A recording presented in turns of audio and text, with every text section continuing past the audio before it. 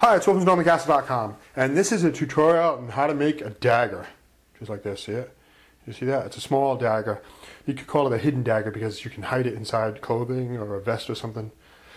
And it's a blacksmithing video because I take this out to the forge, not to shape it, but to harden and temper it. And I'll show you all that in the video. You know, it's a nice little dagger.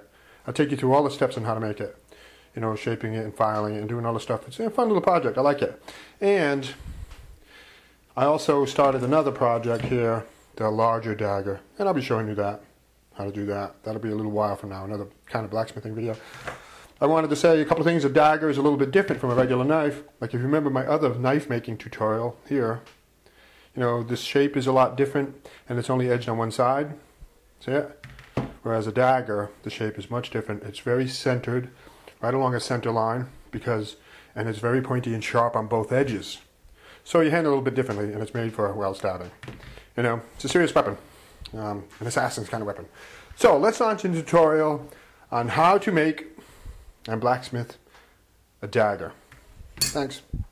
Dioramas, origami, catapults, and treasure stays, telescopes, terrariums, bonsai trees, and paper games, swords and shields, and real blacksmithing, model rockets, animation. I teach the art of real creation. stormthecastle.com. Let's make something. Okay, the first thing we do is we start out with a drawing of our knife, and we put it to scale according to the steel we're going to use. That's important, so you can tinker around with a lot of different types until you get what you want.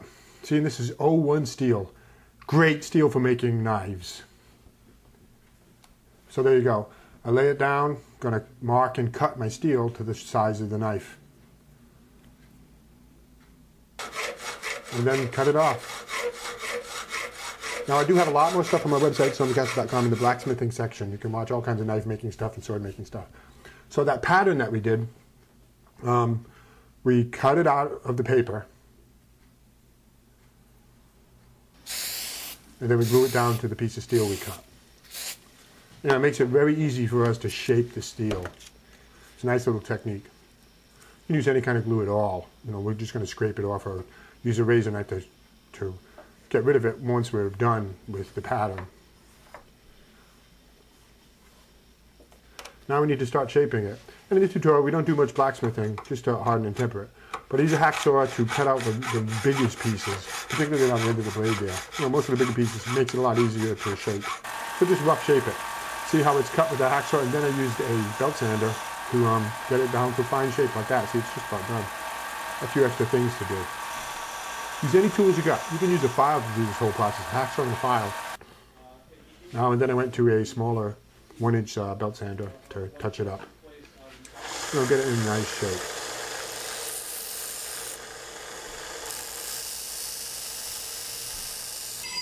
This is a fun project. I really enjoyed it. Now there are these little sections near the choil there that I cut out with a file, and you can see those. It makes like a nice, almost like a Christmas tree pattern on the blade. Kind of nice. I used a file to do a lot of the work. And then we file the bevels. Now this takes a long time. This takes hours to do all 4 bevels, to bring a sharpness to each side of it. You just keep working on it, all 4. This side, the other side, you flip it over, you do the other 2 sides. Keep working your bevels to bring that edge all the way to the center of the dagger. See, like that.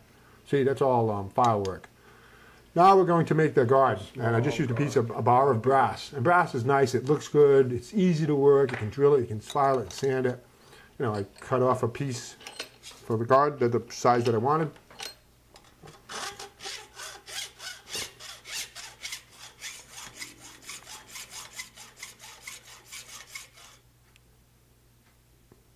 See, there you go, that's the guard. And then I drilled holes in it, a series of holes to make a slot, so it'll fit over the knife, fit over the handle and up against the blade.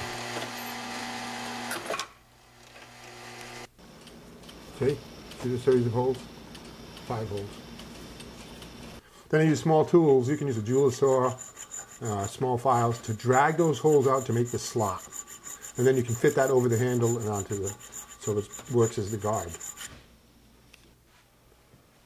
Now the handle. I used a really nice piece of purple heartwood. It's a hardwood, it looks good, polishes well. And I cut it to my size, and then I cut it in half.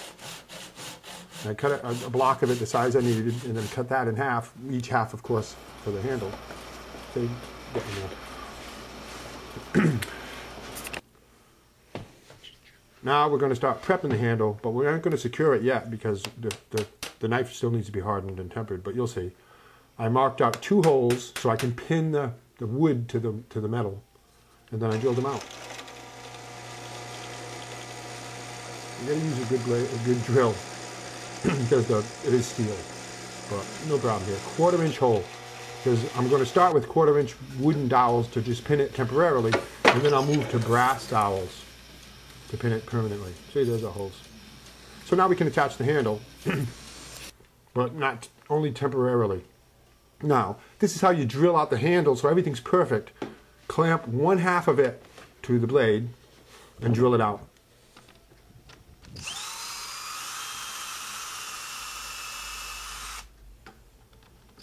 Drill it all the way through. I don't show that here, but drill all the way through that handle half. And you can still see it's a little bigger than what I really end up with. And then you clamp the other side to it. See, there's the side you already drilled. The other side to it like that. And then you drill through those. It goes right through this piece you drilled, through the blade, the tang of the blade, and then through the second section of the handle. And that way you have perfectly aligned holes. Now I cut some temporary wooden dowels to clamp it all and hold it all in place very nicely, and you can work on that handle to shape it. See, these are just temporary. We'll take those out and replace them with brass pins later. Very nice. Starting to look like a knife. So, use some tools, as a rasp, sand, sandpaper, belt sander, whatever, to shape the handle the way you want it. Get it to just about finished at this point. Get it to just about the final shape. There you go, there's some more. It's starting to take a little bit of shape. That black line there means that where I actually cut it to shorten it. But a fun project, you know. So now we're going to harden and temper the blade so it's ready. Crank up the forge, and you can do this with a blowtorch too, but you just have to be careful to heat it evenly. And put the knife in there. Now, a magnet sticks to that metal, right? We're going to know it's ready when a magnet no longer sticks to it. That's an interesting thing. Now, when you're using a dagger, you got to be careful heating it up. It can very easily overheat, especially at the point, because it's a thin knife and it's very pointy. It can overheat. So I put it in like this with just the butt, the handle in the fire for a little bit. We're going to heat up this thing carefully. We're going to get it to red hot. It's about, I believe it's about 17 or 1800 degrees where it's glowing red. That's where we want to get it. That hardens the blade. We want to harden the blade. And then over time, I move it, over the course of a few minutes, I move it a little bit closer to the fire. The blade, the point a little closer, like that. And then here, I'll show you, I move it a little closer again. It's starting to heat up and get hot. That temperature that we want to get it to is actually called Curie temperature. That's the point where the magnetism goes away, and the blade is formed, and molecules are formed in its new shape, and it's hardened. So see, I'll move it in a little bit closer. We want that blade to get red hot and glowing red, but not over hot. If it gets to yellow or white, it's too far. So see, it's about halfway into the fire now. I will shift it a little bit more to the left, get more of the point in there, because we want to heat it slowly without overheating. I think there's one more. See, there we go. That's almost ready. See, the red hot is in the middle. You know, you can watch it and monitor it. It's not that big of a deal, but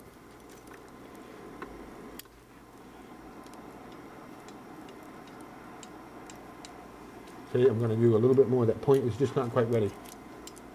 Once it's ready, now it's ready. Beautiful. Look at that beautiful color. See? See? We're ready. Now we're going to quench it, and that locks the molecules in place, and it'll be hardened. That's just plain old used motor oil. You can use motor oil, you can use transmission fluid, you can use vegetable oil, old oil, new oil, synthetic oil. It ain't really about the type of oil, you know, and to quench it. Locks it in place. Wonderful. But see all that smoke? There's a lot of smoke. Looks great. Really happy with this knife. It hardened and tempered really well. I have lots of tutorials on how to do this, and how to do it with other knives, how to do it with a sword. So now we want to temper that. And tempering is the process of getting it up to about 500 degrees where it softens it just a little bit so it's not fragile. It doesn't shatter upon use. Clean it off like I showed you there with sandpaper so you can see the color of the steel. How we know it's tempered? It gets to a wheat color. So I put 2 bars about 6 inches above the fire, and you put the knife on it right like that. You don't want it to get too hot. See it? Move the knife around, flip it over. You want to get it to a nice wheat color. And it's ready, it's tempered. And then you quench it again. But see, I even put the tip in there for a little bit. See that orange, that wheat color? It's beautiful. Tiny bit of blue is a little bit softened, but that's okay. I'm really happy with the tempering on this. And then you quench it.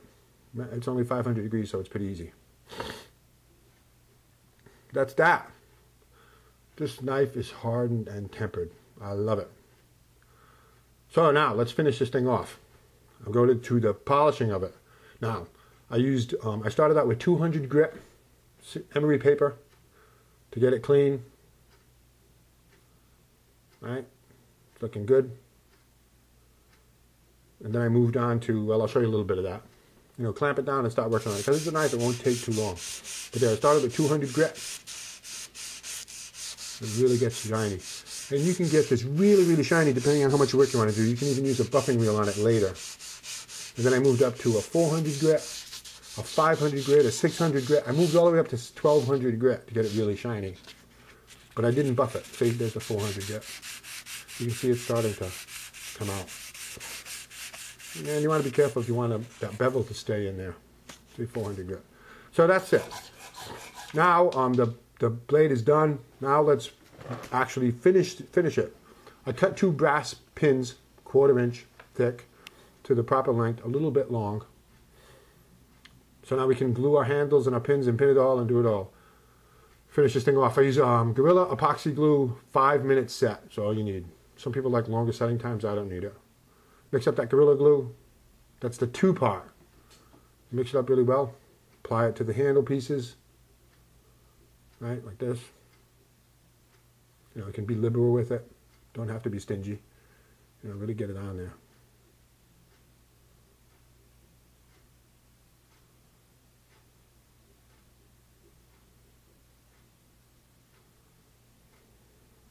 You know, put that on the knife. I'll show you the process. I don't have to tell you too much. You put that part on the knife in about the right position. Then you glue the other part. Put the Gorilla Glue on there. Right? It's easy. Once you've done it a couple of times, at first it's like, oh, what do I do? But you've done it a couple of times, it gets pretty easy. You know what to do. Put those pieces on there and then pin it with the brass pins. Right? The hole is the same size. It does really well. It fits through there snug. Got to hammer it down. Everything's going to be really secure. This is going to be a nice little knife. There we go. So, banging the pins down. Now they're a little too big, right? We cut them a little big. We will fix that. I'll show you how to do that. Once you pin it down, you can clean it all off. Mineral spirits works really well to clean it. Clean all that excess glue off. Yeah, that's going to be a cute, really cute little woman's dagger, a bodice dagger. And then clamp it down for at least an hour. But the 5-minute epoxy, I like to clamp it for at least an hour. I've done it overnight and let it with a knife. You know, just so we get a beautiful hold, really, really strong. It is important. You don't want that handle to come off if you're using this in the Middle Ages, you know. So the pin's a little too big. Brass is easy. You can just file it down nice and flush. Take your time. And at this point, you can do any last-minute sanding or emery or sanding on the handle to get it the right shape. See? That's what I do. Get the pins looking perfect. Handle shaped nice. And we're done. Now all I have to do is polish up that handle. I use tung oil. I love it. It works really well. You spread it liberally on there, wipe it on, and then rub it really good with a rag. It'll shine really nicely. And then, you know, once you rub this first one on, sandpaper it lightly, rub another coat on. You can continue to do that, and it'll get really, really nice luster. But there we go. Little hidden dagger is done. Thanks for watching. Lots more stuff on my website here at YouTube. At my website, stormycastle.com, and here on YouTube. See that handle's getting lustrous? I'm going to do a few more coats. And thanks. Leave a comment. Give me a thumbs up. Have some questions? Ask me. Here's some other videos. How to forge a knife on the top. How to forge a knife. How to forge a sword on in the middle. And how to make chainmail on the bottom. Thanks for watching.